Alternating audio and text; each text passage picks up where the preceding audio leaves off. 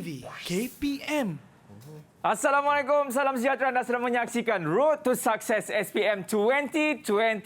Baik, ini adalah untuk pelajar-pelajar ataupun calon-calon SPM 2021 yang akan mengambil SPM pada tahun ini. Baik, saya harapkan anda semua sihat dan ingat kita belum menang lagi. Jadi, sila patuhi segala SOP seperti sentiasa memakai pelitup muka, menjaga jarak 1 meter dan juga sentiasalah scan QR code tu. Okey, baik. Hari ini subjeknya kalau anda dapat lihat di sini ataupun di sini, dah tulis dah dekat situ, iaitu subjek akuakultur dan haiwan rekreasi. Ini subjek elektif yang saya pun kalau dulu diberi pilihan saya pun nak belajar. Tetapi apakan daya, dah tak apalah, it's okay kan. Baik, saya pasti anda semua tertanya-tanya kan, siapakah guru yang akan mengajar kita pada hari ini? Nak tahu? Ini dia.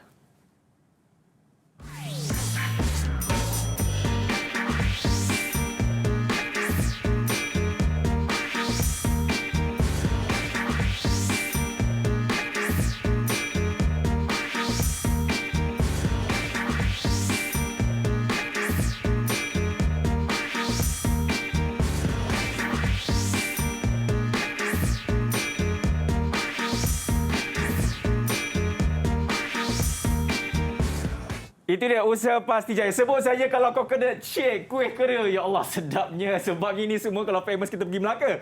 Cikgu Kamal yang asalnya daripada Melaka. Assalamualaikum, Cikgu. Waalaikumsalam warahmatullahi wabarakatuh. Sihat, Cikgu? Alhamdulillah. Kamal macam ni sihat? Alhamdulillah. Bertenaga, Cikgu. Saya suka bertenaga. Cikgu, daripada Melaka takkan bawa tangan kosong, Cikgu. Puasa. Okey, Cikgu. Apa ni saya pastikan mengenai subjek ini iaitu Kultur dan haiwan rekreasi. Mungkin Cikgu boleh bagi orang kata pandangan Cikgu sendirilah kan mengenai subjek ini. Sebenarnya ianya adalah susah ke ataupun sangat senang je untuk pelajar-pelajar ini skor, Cikgu? Sebenarnya agak senang sebab dia lebih banyak menekankan tentang amali lah. Baik. Kita banyak di lapangan, kita biarkan ikan, kita ternak ikan, bagi makan dan sebagainya lah. Itu secara teorinya tak banyak. Kita banyak kepada hands on di lapangan. Senangnya, Cikgu. Ini kalau saya buat dulu, insya-Allah dapat A+, Cikgu. Insya-Allah. Cikgu berpengalaman sebanyak berapa lama, Cikgu, bagi subjek ini? Alhamdulillah, tahun ni saya dah masuk 17 tahun lah.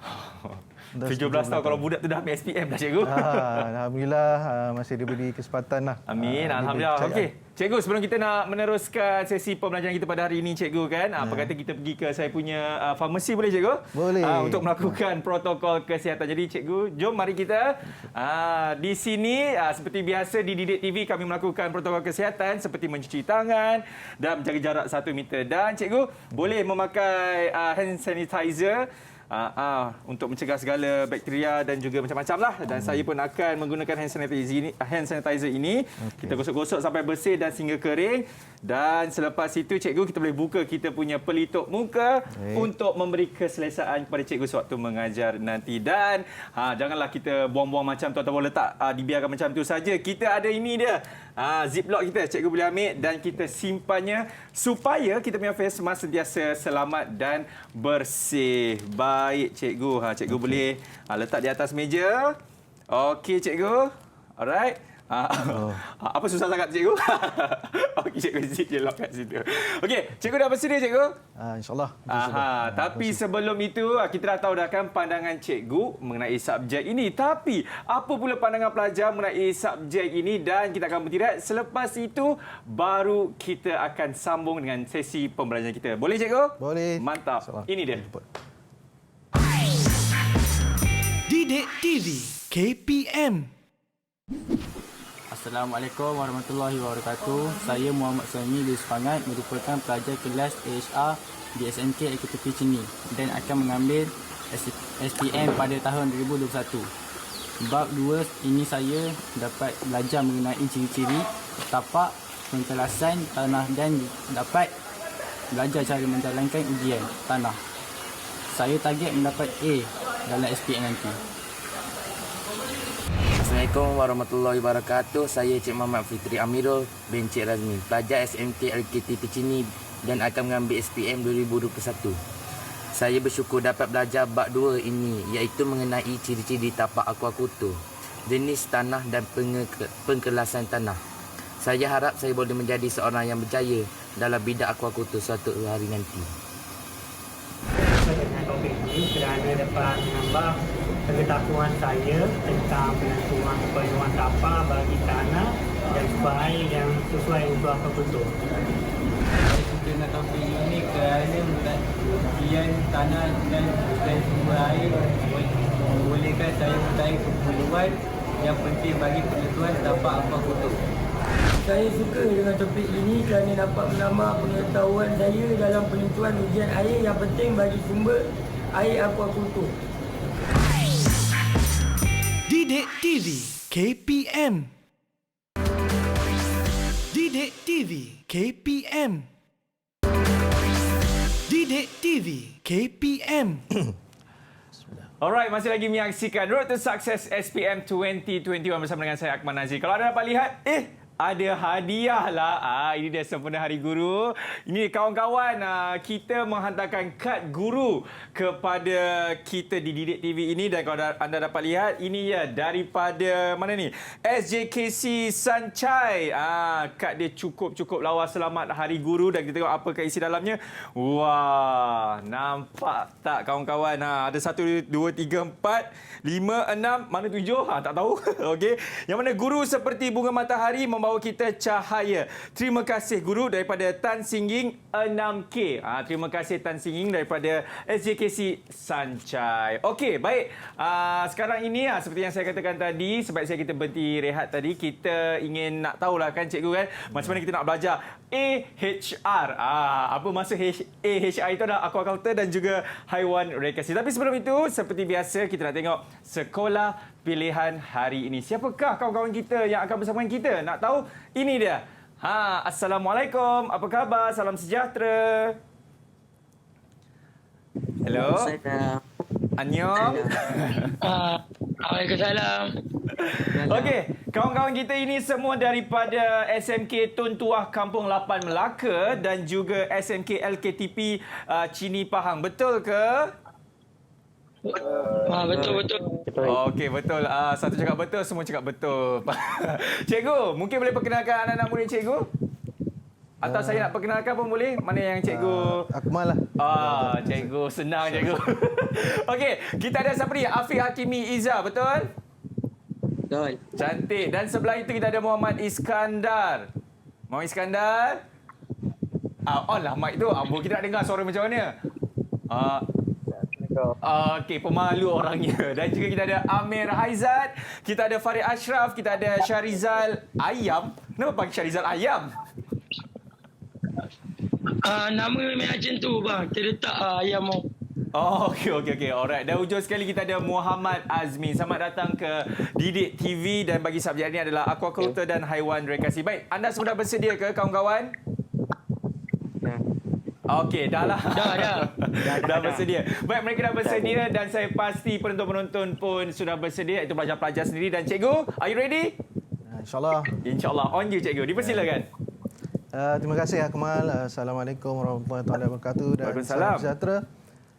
Terima kasih kepada yang dapat mengikuti kita pada hari ini dan juga anak-anak yang ada di rumah mungkin yang melihat rancangan ini.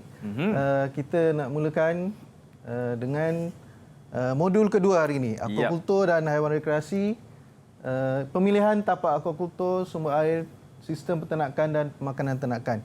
Hari ini kita akan sentuh tentang pemilihan tapak aquakultur dan juga sumber air. Jadi bersama-sama dengan saya kita berkongsi ilmu untuk kita lihat apa yang perlu kita dapatkan dalam pemilihan tapak dan juga sumber air. Baik. Okey. Baik, yang pertama kita masuk kepada pemilihan tapak aquakultur. Tengok. Yang pertama kita akan buat ujian sampel tanah untuk menentukan bahawa tanah situ adalah sesuai untuk kita bina kolam tanah supaya keadaan tanah itu dapat menakung air dan juga pH tanah itu nanti tidak akan memberi kesan kepada pH air nanti. Baik. Barulah ternakan kita akan dalam keadaan baik dan juga kita juga akan nanti tidak menanggung kerugian. Baik. Kemudian ini adalah tajuk-tajuk yang di dalam pemilihan ujian sampel tanah, ciri-ciri tapak, jenis tanah, bahan dan alatan kaedah persampalan. Okey. Baik, yang pertama, ciri-ciri tapak aquaculture. Kita akan tengok jenis tanah, topografi, kemudahan infrastruktur, skala industri ternakan, jenis ternakan, sumber air, nilai ekonomi dan juga modal. Kita tengok jenis tanah, kesesuaian tanah, macam mana keadaan tanah. Topografi ini adalah bentuk muka bumi. Kalau kita belajar dulu dalam geografi, kita akan tahu bentuk lembah atau berbukit dan sebagainya lah. Kemudian kemudahan infrastruktur. Okey, perhubungan jalan raya, maksudnya apa kemudahan yang ada di situ supaya nanti kita boleh keluarkan hasil kita tu lebih mudahlah, kan. Okey, kemudian skala industri ternakan. Ini bergantung sebenarnya berkait dengan modal lah. Sama ada kita nak buat secara kecil-kecilan ataupun sederhana ataupun besar-besaran. Baik. Kemudian jenis ternakan. Ini bergantung kepada ikan air tawar, air payau ataupun masin. Kemudian ada juga ikan hiasan. Sumber air. Sumber air ni juga penting supaya bila kita nak menukar air ataupun kita nak mendapatkan air yang berkualiti dalam jumlah yang cukup, kita memerlukan sumber air yang mencukupi. Nilai ekonomi. Ini pun sebenarnya sangat penting sebab jika kita hanya menternak tapi kita tak dapat memasarkan dia pun masalah juga, kan. Jadi kita menanggung liability ataupun modal yang tinggi, nanti rugi macam tu je, ya. Betul, cikgu. Okey. Kemudian modal. Ini biasalah sekarang no money no talk, kan. No money no talk, man. Yes. Okey. Jadi modal adalah sangat penting. Okey. Jadi kita ada banyak cara untuk kita dapatkan modal, mungkin pinjaman, sekarang kerajaan pun ada banyak, bagi cikgu, kan, kemudahan macam tu. Alhamdulillah kita harapkan kita dapat diambil perhatianlah. Okay. Kemudian kita akan tengok ini jenis tanah sebagai tapak industri aquaculture. Ini sebenarnya kita melihat kepada bagaimana jenis tanah tu boleh kita tentukan sama ada kita nak buat kolam tanah ataupun mungkin kita boleh pilih sistem ternakan seperti tangki plastik, kolam simen, polietilen dan sebagainya lah. Ada banyak jenis pilihan yang kita dapat. Cuma untuk pemilihan tapak ni kita tumpukan kepada untuk pembinaan kolam tanah, kesesuaian tanah tu. Tanah letrik, asid sulfat, organik atau penggambut, tanah beris dan juga tanah liat laut. Okey. Kemudian kita tengok pengkelasan jenis tanah. Di sini ini biasa sebenarnya yang kita tengoklah. Kalau kita jalan ke mana-mana ataupun kita bawa kereta, bawa motor, kan, tepi jalan kita akan nampak benda macam ni. Cuma mungkin kita tak tahu apa pengkelasan dia. Yang pertama, pasir, kan. Banyak kelebihan pasir adalah pegangan air dia rendah. Maksudnya bila kita curahkan air itu akan terus mengalir macam tu je. Dia tak menangkung air. Saliran sangat baik. Organik, daya pegangan air sederhana. Saliran baik sebenarnya organik ni adalah di permukaan tanah tu. Biasanya humus ataupun pereputan daripada daun, kan. Haiwan mati ini organik lah. Okay. Biasanya dia berwarna kehitaman sikit. Kemudian kita tengok kelodak. Daya pegangan air tinggi, saliran sederhana baik. Ini antara yang diperlukan untuk kolam tanah lah. Kemudian lom, daya pegangan air sederhana dan saliran yang baik. Dan yang paling penting untuk kolam tanah, jenis tanahnya adalah liat. Maksudnya daya pegangan air tinggi dan juga saliran kurang baik. Maksudnya kalau kita tengok pada sawah pun, kan, air sawah lebih banyak liat lah. Kan, baru dia menangkung air dan kita boleh letakkan padi. Kalau dalam kita punya aquaculture dan rekreasi ni, maksudnya kita boleh masukkan air, takungkan air dan kemudian ikan. Alright. Okey. Selepas tu kita tengok sebelum tapak aquaculture dibangunkan, kita dah tengok jenis tanah yang sesuai untuk kita bangunkan. Kita perlu buat ujian sampel tanah. Baru kita tahu. Tak boleh tengok macam kan kita dapat conclusion ataupun kesimpulan secara ni je pun tak boleh juga. Kita kena tengok ujian sampel tanah yang boleh kita lakukan, ujian pH tanah, dan kemudian ujian tekstur tanah. Daripada sini kita tahu tanah tu sesuai atau tak sesuai untuk kolam tanah, dan juga ataupun kita ada pilihan lain untuk kita jalankan ternakan. Okey, anak-anak masih bersama saya. Memang ada 4 orang je. Mana yang lain tadi? Ponteng ke? Bersama saya. Okey, saya teruskan ya. Boleh? Boleh cikgu. Kemudian ini adalah bahan dan alatan ujian persempalan tanah.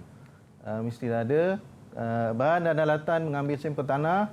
Kita tengok ada auger Ini dipanggil auger untuk mengambil sampel tanah. Biasanya kita buat dalam 2 kedalaman. Di kedalaman 1 kaki dan juga pada kedalaman 3 kaki. Untuk kita nak tahulah tanah tu sesuai atau tak sesuai.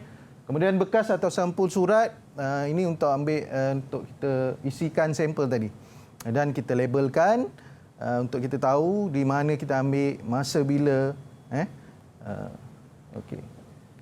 Dan bahan dan alatan ujian sampel tanah. Ini bahan dan alatan pula. Meter pH. Meter pH ni untuk menyukat pH sampel tanah yang diuji.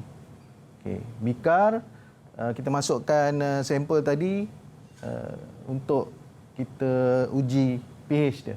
Alat penimbang kita nak tengok berapa berat sampel tadi lah. Lesung batu makmal, sebab biasanya bila kita campurkan tu dia macam berketul kan. Jadi kita perlu hancurkan, barulah kita campur dengan air dan juga kita sukat pH dia. Okey. Ini pula adalah ujian tekstur tanah. Yang ni agak tricky sikit. Tricky boleh? Sebab dia menggunakan carta segitiga tekstur tanah. Yang ni kita perlu ada pengiraan sedikitlah. Jangan risau, pengiraan dia senang sangat. Nanti saya akan tunjukkan macam mana cara pengiraan dia. Kemudian mungkin anak-anak boleh cuba bertanya ataupun dari segi ini macam mana lah. Bika untuk pertama macam tadi. Ayak, tadi kita nak asingkan sebenarnya. Kalau tadi kita campurkan bahagian lapisan pertama dan kedua. Jadi mungkin ada batu-batu ataupun sisa-sisa lain. Kita nak ambil tanah saja. Jadi kita ayak dia lah. Kita paste pembaris untuk mengukur ketinggian. Nanti kita akan tunjukkan. Kemudian balang gas, campuran gas tanah dan juga sampel air. Okey. Sekarang kita nak tengok macam mana ujian menentukan pH tanah dengan menggunakan meter pH. Baik. Okey. Boleh? Cikgu kalau nak tanya mereka, cikgu tanya je cikgu. Boleh tak? Tak apa. Cikgu nak tanya, cikgu tanya je. Okey. Baik. Tadi ingat tadi tak? Apa alatan yang kita gunakan untuk ambil sampel tanah tadi? Habis. Ni tanya yang pengawas sekolah ni cikgu. Baru lagi. Tanya pengawas sekolah ni, Afiq Hakimi Izzah ni. Baru lagi saya beritahu tadi. Apa nama alatan tu? Meter pH. Meter pH. Meter pH untuk uji pH. Auger. Ini dia alatnya. Cikgu sebut auger, Amir Haizat boleh sebut ikut cikgu je. Oh, ya ke? Okeylah tu, bolehlah tu. Tak tersebut, baru tersebut tadi. Baik, yang pertama kita ambil sampel tanah, bawa ke makmal dan kita keringkan. Ya. Okey, kemudian yang kedua kita sediakan bahan dan alatan ujian. Kita tengok ada meter pH sini. Penimbang. Kemudian yang ketiga, kita perlu buat tentu ukur dulu supaya kita nak pastikan alatan tu berfungsi. Kemudian nanti bila kita uji pH tanah tadi, dia akan menunjukkan bacaan yang betul lah. Kalau bahasa orang putihnya calibrate lah kan. Okey. Dia kemal dia tak boleh. Boleh cikgu, saya faham. Okey. Terima kasih. Saja test. Kemudian yang keempat, kita hancurkan sampel tanah tadi dengan menggunakan lesung batu makmal atau mortar dipanggil. Kemudian yang kelima, kita masukkan 10 gram tadi menggunakan menimbang sampel tanah dan 10 ml air suling ke dalam bikar dan kita kacau hingga semati. Kemudian selepas itu kita terus dapatkan bacaan pH dengan meter pH. Ini baru kita gunakan meter pH. Ya, Syarizal. Ini baru kita gunakan meter pH. Faham tak Syarizal? Syarizal okey. ayam. Baik. Yang ni menunjukkan 7.1. Maksudnya neutral lah. Neutral. Okey. Kemudian macam biasa kita perlu rekodkan lah. Kita dapatkan tanah pada sampel yang pertama atau kedua atau ketiga. Setelah dapat keputusan, kita perlu rekod lah. Okey. Kemudian yang ni kita nak tentukan ujian menentukan tekstur tanah. Tadi menggunakan segitiga tadi kan. Sebelum tu kita ambil sampel macam biasalah. Bau kemaman dan keringkan. Sama juga macam yang pH tadi. Cuma selepas dikeringkan, kita masukkan sampel tanah ke dalam balang gas yang tinggi tadi tu, kan? 1/4 penuh. Kita tengoklah agak-agak 1/4 penuh. Kemudian Cikgu, kita pun kena berhenti rehat, Cikgu. Suspense sikit. Kemudian, minta maaf lah kawan-kawan. Kita berhenti rehat dulu. Selepas ini, kita akan sambung balik dengan kita punya kelas kita dalam subjek AHR. Jangan ke mana selepas ini dalam Road to Success SPM 2021. Didik TV KPM. Didik TV KPM. Alright, masih lagi menyaksikan Road to Success SPM 2021 bersama dengan saya Akmal Nazri dan juga Cikgu Kamal. Cikgu okey Cikgu Okay. Cikgu nampak sedih je. Saya tahu kenapa Cikgu sedih. Sebab inilah Cikgu punya anak murid ni. Sabar. Korang semua okey tak? Okey Syarizal je kita nampak bersemangat. Syarizal. Okey, baik Cikgu. Tanpa membuang masa lagi, jom kita sambung balik kita punya sesi pembelajaran dalam aquakultur dan haiwan rekreasi. Okey, terima kasih Akmal. Tadi kita dah bincang macam mana kita masukkan sampel dalam balang gas. Selepas tu langkah seterusnya adalah isikan air ke dalam balang gas. Tadi kalau kita ingat, tadi kita isi 1/4 kan? Kemudian kita akan isikan sehingga penuh. Dan tutup mulut balang gas untuk kita gaul ratalah air dan sampel tanah tadi. Baik.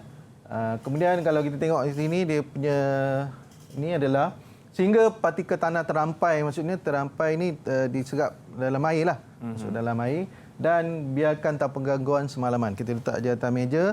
Kemudian dalam masa 24 jam kita akan tengok dia punya keputusan. Okey. Baik. Seterusnya kita ukur ketinggian setiap pisahan. Kita nampak di sini ada perbezaannya. Kemal, nampak tak? Ui, nampak. Yang bawah dia macam air keruh Cikgu air keruh. Keruh, betul ke? Betul lah tu. Daripada makan. Kita dapat pisahan tu. Yang ni kita akan tentukan. Ada 1, ada 2 dan 3. 3 pisahan. Kemudian daripada situ kita akan hitung peratus pisahan tanah. Kemudian seterusnya kita tentukan tekstur tanah dengan menggunakan carta segitiga. Yang ini tak berjelas, nanti kita akan tunjukkan yang berwarna dan kita akan tengoklah macam mana. Okey. Baik, ini yang kita jelaskanlah dia punya rajah. Kalau pertama tadi kita tengok Kemal nampak kan yang tadi anak-anak semua nampak kan? Nampak ke? Yang lapisan pertama tadi adalah liat.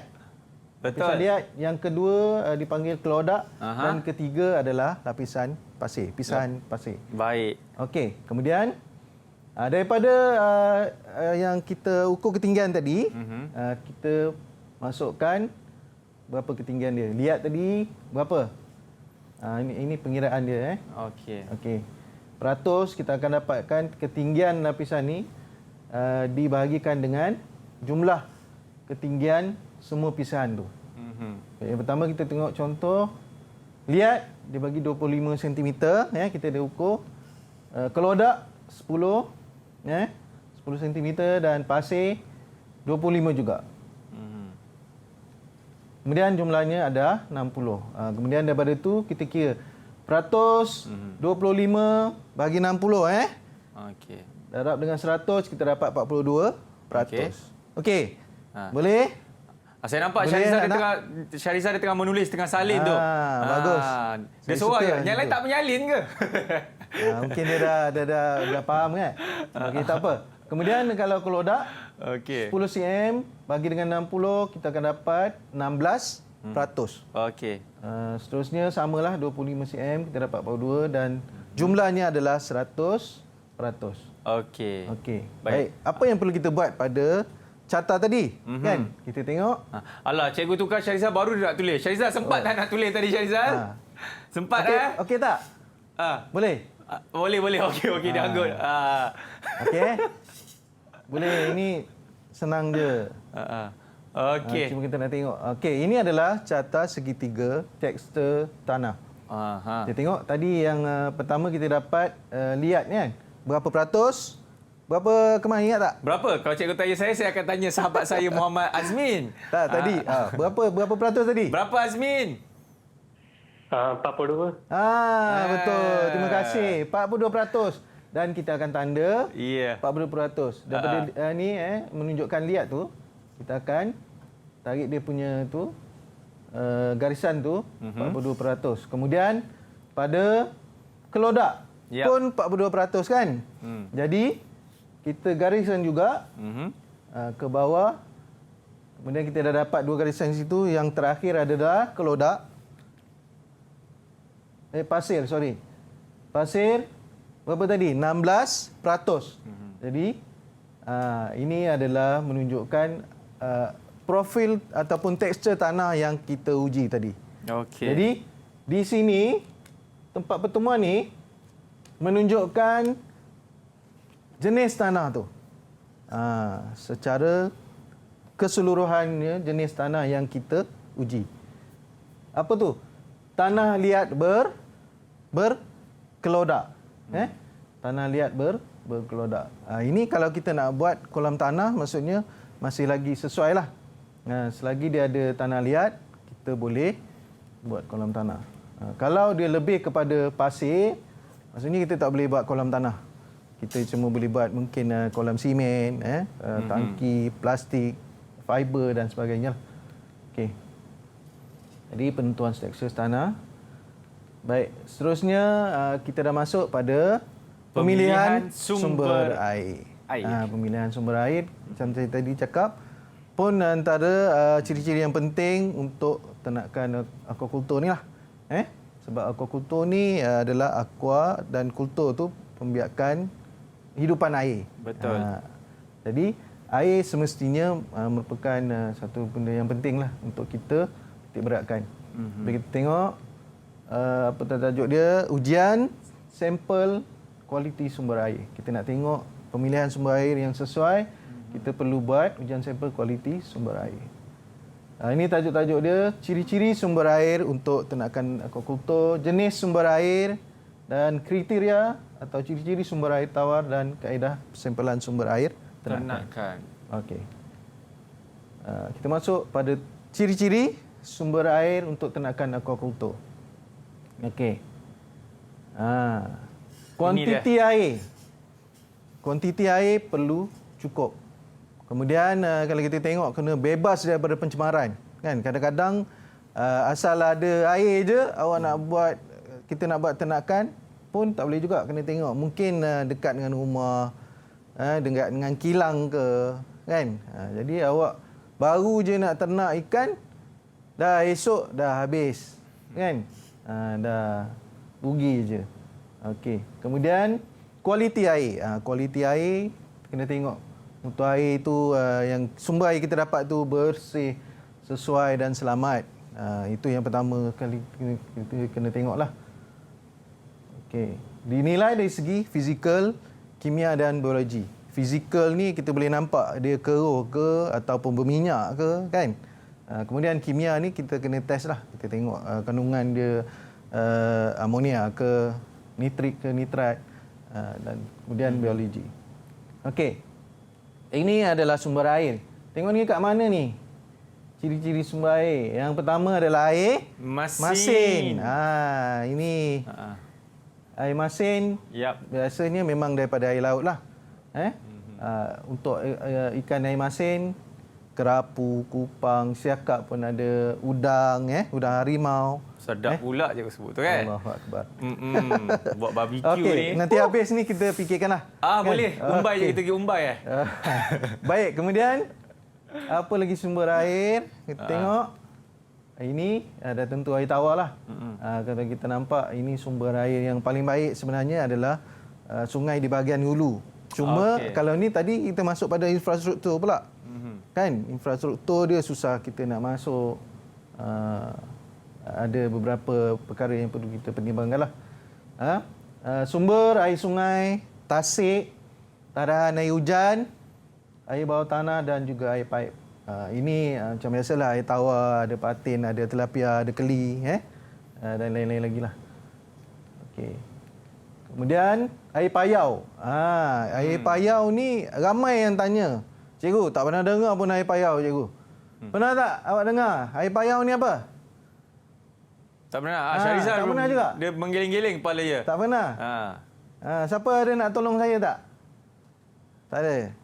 Air payau ni merupakan pertemuan di antara sungai, air tawar dan juga laut. Betul. Kan? Laut, air masin. Jadi dia air payau. Maksudnya dia tak masin sangat, dia tak juga tawar. Kan? Dia payau je lah. Dia payau je lah. Okey? Baik. Ini kriteria sumber air tawar dan kaedah kesampilan sumber air ternakan. Tengok.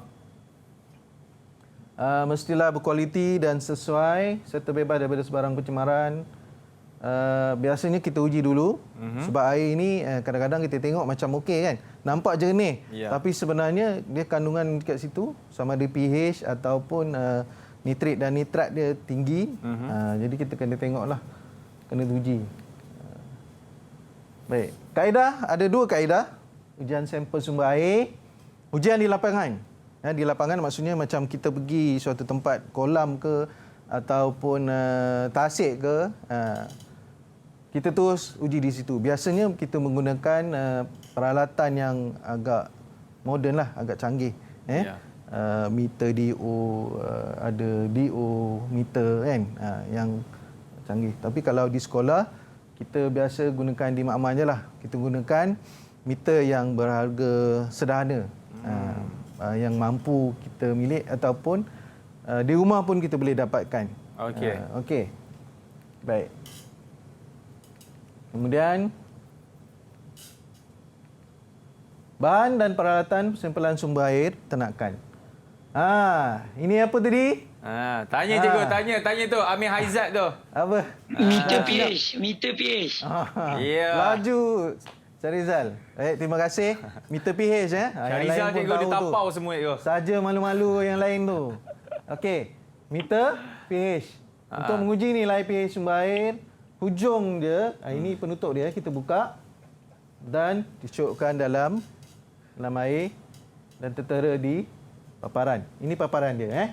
Okey, kemudian ini DO meter, dissolved oxygen meter. Dissolved oxygen meter,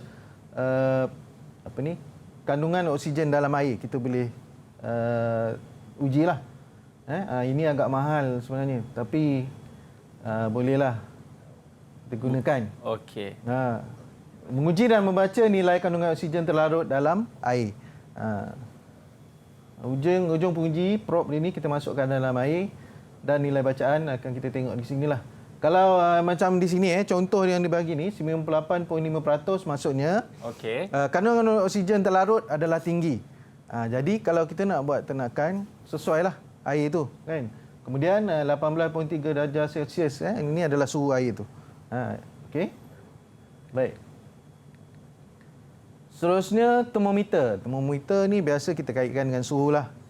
Dengan suhu, dia tak boleh terlampau panas ataupun terlampau sejuk. Tak sesuai. Ini kita gunakan termometer yang sesuai untuk cecair. Untuk air saja. Kita tak boleh guna yang di klinik tu kan. Yang kita test tu ataupun gunakan Penembak suhu tu. Penembak suhu tu tak sesuai walaupun dia termometer juga. Ya. Kan? Dari segi bahasanya. Ya. Okey. Kemudian seterusnya cakra saci. Yang ni agak jarang kita dengar lah. Tapi ini pun perlu. Ini cakra ni simple saja tapi sangat penting untuk kita tentukan kekeruhan air tu. Ya. Lagi dekat dengan permukaan kita nampak cakra ni dia lagi jernih lah air tu. Maksudnya lagi kalau kita terbalik. Lagi jauh lagi tinggi dia punya tali tu, kepanjangan tali, maksudnya air tu jernih. Kalau dekat dengan permukaan maksudnya air tu keruh lah. Okey. Okay. Baik. Saya rasa cikgu perlukan rehat ni, cikgu. Betul lah sikit. Okey, sebab tu kita nak berhenti rehat dulu. Kita bagi cikgu relax dulu cikgu. Okey, cikgu Okey, jadi kepada anda semua jangan mana, kita akan kembali lagi selepas ini dalam Road to Success SPM 2021. Didik TV KPM. Didik TV KPM. Murid-murid masuk ke kelas, anda sedang menyaksikan Road to Success SPM 2021. Saya cukup terhibur lah waktu rehat ni, bukan apa kalau anda dapat lihat. Syarizal, amboi, berehat sampai ke belakang, menyandor. Okey, cikgu okey cikgu? Okey, Alhamdulillah. Alhamdulillah. Boleh lagi. Syarizal, boleh tak awak belanja lagi sekali macam mana awak menyandar ke belakang tu? Awak betul-betul lipatkan badan awak tau. Okey, cikgu jom kita sambung balik dengan kita punya subjek akuakultur dan haiwan rekreasi. Silakan cikgu. Terima kasih Akmal. Kita sambung Latan. Yang ni kita dah masuk kepada ini yang diberitahu tadi, Freshwater Master Test Kit. Yang ni akan menentukan ujian parameter air, amonia nitrat, pH. Kita boleh tengok daripada inilah test kit ni ataupun kit ujian tu. Yang ni harga dia masih mampu milik berbanding dengan alatan tadilah. Okey. Baik. Seterusnya kita tengok ujian dan rumusan persampalan sumber air ternakan akuakultur. Yang pertama kita ambil sampel juga sumber air daripada mana yang kita nak tentukan sumber air itu baik ataupun tidak. Kemudian labelkan dan bawa ke makmal. Ini penting supaya kita tak bertukar dengan sampel lain lah. Tempat lain-lain. Kemudian ini bahan-bahan dan alatan ujian. Ini yang boleh kita mudah disediakan. Kemudian masukkan sampel sumber air ke dalam tabung uji sebanyak 25 ml, sedikit saja. Kemudian kita masukkan bahan ujian parameter air ke dalam tabung uji mengikut panduan ujian. Dia ada kadang-kadang ada 2 botol. Kita masukkan yang pertama, kemudian kena goncang, biarkan 5 saat. Kemudian masukkan satu lagi, botol kedua. Pun sama, kita goncang dan biar mungkin dalam masa 5 minit. Baru kita ambil bacaan dia. Tengok pada panduan ujian lah. Dia ada sediakan kad petak tu untuk kita panduan kita. Okey. Kemudian yang kelima, ulangi untuk parameter yang lain. Kalau tadi nitrit, yang ni nitrat, kemudian mungkin pH ataupun yang lain-lain lah. Yang paling penting setelah kita uji penat-penat, kita dah dapat bacaan. Biar saja macam tu pun tak guna juga kan. Jadi kita padankan warna tadi, kita dapat bacaan sama ada dia baik atau tak, sesuai atau tak. Kemudian kita catatkan bacaan. Mesti catatkan bacaan. Supaya nanti kita tahu kalau dekat sini macam mana air dia. Kalau sebelah sana air dia macam mana. Okey. Contoh 1, hasil ujian sampel sumber air ternakan akuakultur. Ini adalah butiran nama sampel kan. Sampel sumber air. Kemudian nombor rujukan ini bergantung pada kita lah. Mungkin tempat ke kan. Belakang rumah, BR, terpulanglah. Kemudian mungkin tarikh ke, kemudian tahun, kan? Yang sesuai dengan kita. Nanti bila kita tengok, kita tahu, oh ini belakang rumah punya. Ini tak kisah, ini tak bergantung pada mana-mana rujukan. Kita sendiri, rujukan sendiri. Kemudian masa, tercatatkan. Tarikh, 28 Ogos. Ini Back to Future Betul. okey. Back to the future. Lokasi bacaan, kalau boleh kita dapatkan GPS lah supaya dia betul-betul tepat. Kalau tak, boleh je lokasi belakang rumah, sungai belakang rumah, kan? Contohlah, contoh. Kemudian nama pengambil, ini contoh saja, tak ada melibatkan mana-mana pelajar ataupun ni. Ini pun sama juga. Sekolah, organisasi, kalau sekolah lah, kalau jabatan lah. Mana? Kemudian ini butiran yang kita ambil. Kita dapat nitrit 0.3 mg per liter. Kemudian pH 7 neutral amonia kita dapat 0.6. Daripada sini kita ada kriteria sumber air yang kita perlu padankan untuk tentukan air itu macam mana. Kalau di sini dia dah rujuk kepada kriteria sumber air itu, dia punya kesimpulan adalah sumber air memerlukan rawatan untuk menurunkan kadar bacaan amonia. Amonia dia agak tinggi. Yang kadar yang optimum ataupun sesuai adalah 0.5 ke bawah. 0.5 ke bawah. Okey. Menurut segi kaedah pembuangan sisa ternakan, pemberian penggunaan yang optimum dan nilai pH air dikekalkan. pH okey. Yang amonia saja. Kita rawat bahagian amonia saja. Okey, boleh amonia ni biasanya kita secara fizikalnya bau lah.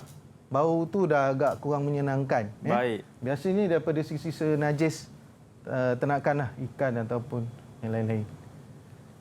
Okey. Kemudian menguji menentukan kualiti parameter sumber air. Tengok. Ini gunakan meter DO dan cakra Secchi. Sebenarnya kita buat sekali lah. Kekeruhan dan juga oksigen terlarut. Kalibrasi bacaan meter. Ini biasa untuk lapangan. Kajian di lapangan. Kita terus buat dekat situ. Kalau di sini kita tengok gambar ni, dia terus buat di tangki. Dekat tangki. Ambil bacaan kandungan oksigen dan sumber air. Ulangi untuk kita tentukan. Sebab kadang-kadang mungkin 3 kali tu sama ada di bahagian tepi, tengah dan juga bahagian dalam. Supaya bacaan dia, kemudian kita dapatkan purata lah supaya bacaan dia lebih tepat ataupun menepati dia punya keseluruhan besar tangki tu. Okey. Yang kelima, ambil jarak penembusan cahaya. Macam saya cakap tadi lah. Ini untuk menentukan kekeruhan. Sesuai atau tak. Mungkin terlampau keruh ke ataupun terlampau jernih pun tak boleh juga. Okey. Kemudian akhir sekali catatkan bacaan jarak penembusan cahaya. Sama tadi jarak penembusan dan juga DO tadi, oksigen terlarut. Okey. Contoh 2, hasil ujian sampel sumber air ternakan akuakultur. Okey tak semua? Cikgu nak tanya Iskandar boleh, Farid boleh. Boleh tak? Kalau ada soalan, mungkin ada yang nak bertanya kepada saya. Ada apa-apa soalan ke? Ingin bertanya kepada sebelum saya cikgu? tentukan pada contoh 2 ni. Ada soalan? Ada soalan? Tak ada? Macam mana nak dapat A ke soalannya? Itu soalan diorang, cikgu. Macam mana dapat teruskan, A? Boleh, cikgu. Okey.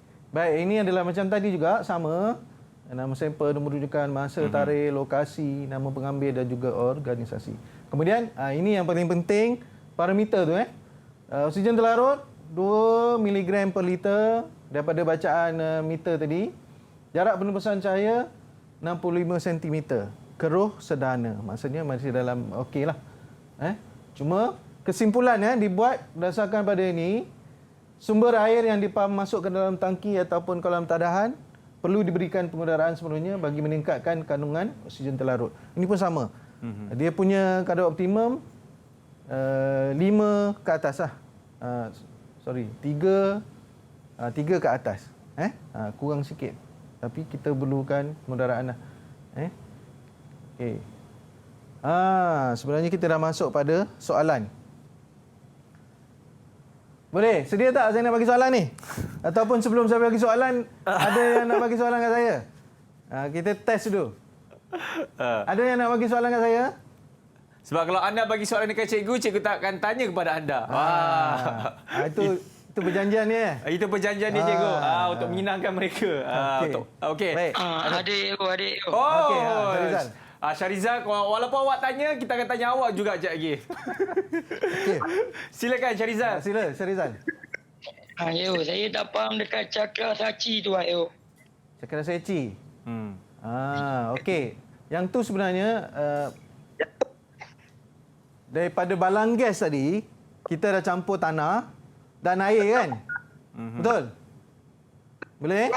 Kita campur tanah dan air, kemudian kita campur sebati lah. Gaul kan? Bagi dia betul-betul bercampur. Kemudian kita biarkan sehingga esoknya air itu dah tenang lah kan? Dipanggil bening. Okey. Dah bening, kita dapat lapisan tadi kan? Betul? Kita dapat lapisan X, Y, Z ataupun tadi liat, kelodak, pasir. Kan? Kita ada 3 tadi.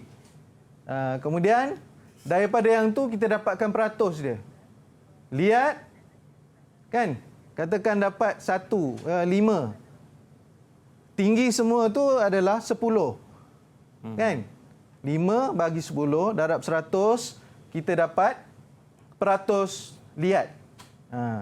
Okey, itu untuk liat. Kemudian kelodak. Katakan kita dapat 2 cm.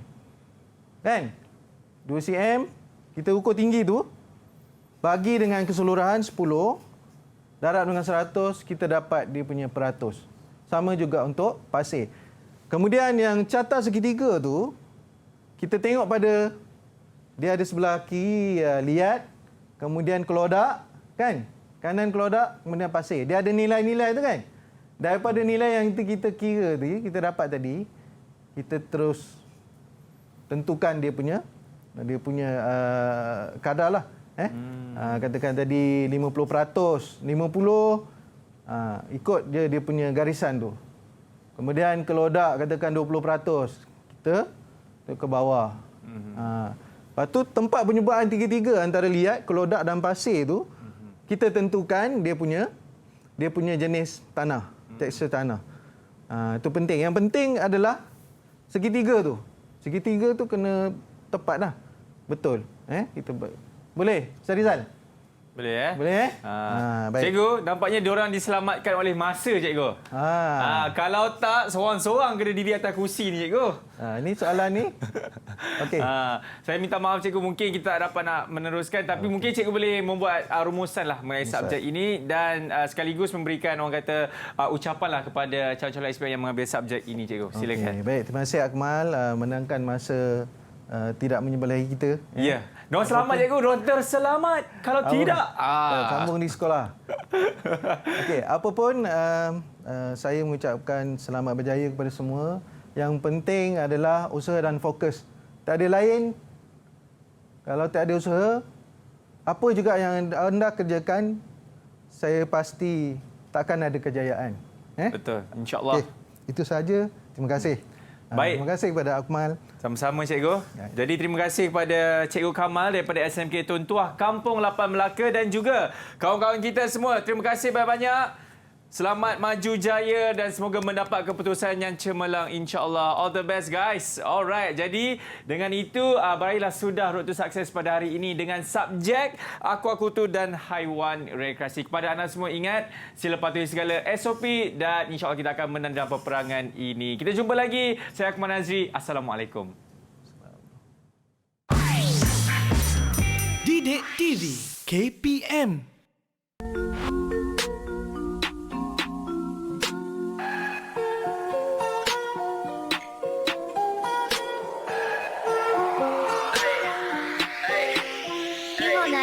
Pagi ku cerah